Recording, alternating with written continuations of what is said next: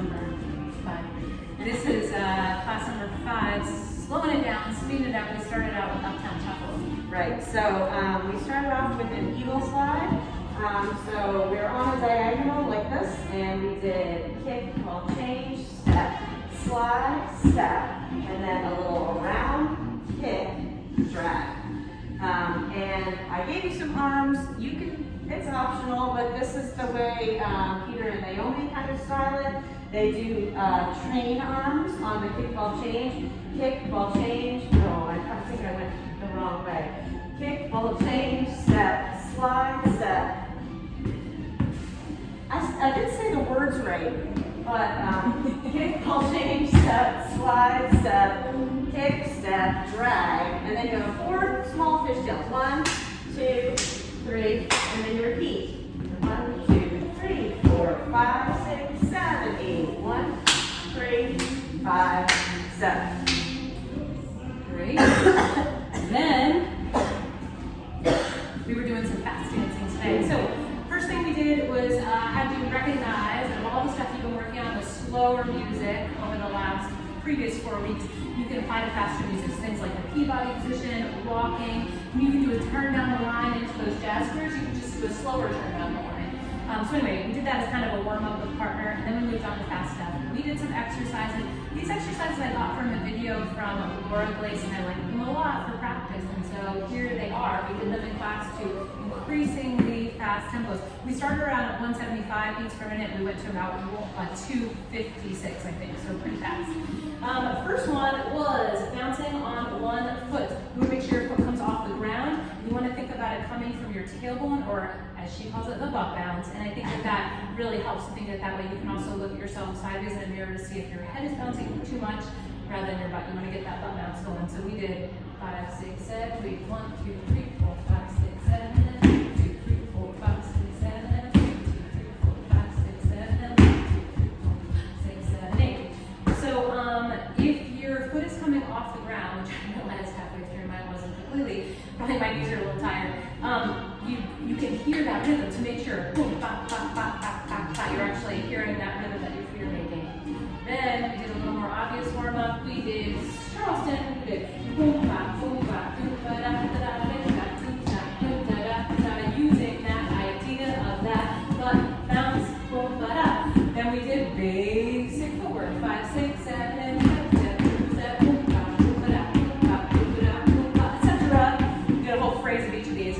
The 4th exercise we did were twists. We did 5, 6, 7, and twist, twist, twist, twist, boom, bop, boom, ba, da, boom, bop, boom, ba, da, boom, bop, boom, ba, da, etc.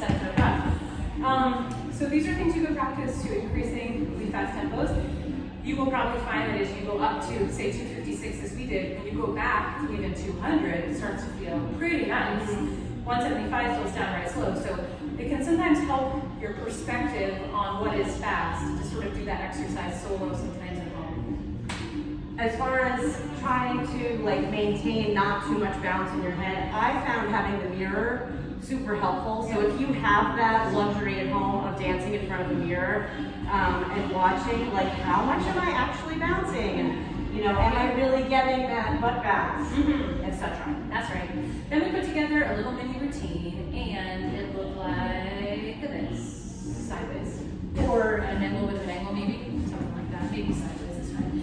We did basic Charleston and basic Charleston. Then we did 1, 2, 3, 4, 5, 6, 7, and 1, 2, 3, 5, 6, 7. Oh, ba ba ba boom ba da da ba ba ba da. The wind is a different rhythm that's kind of hard. Boom ba boom ba boom ba. We did jig kicks.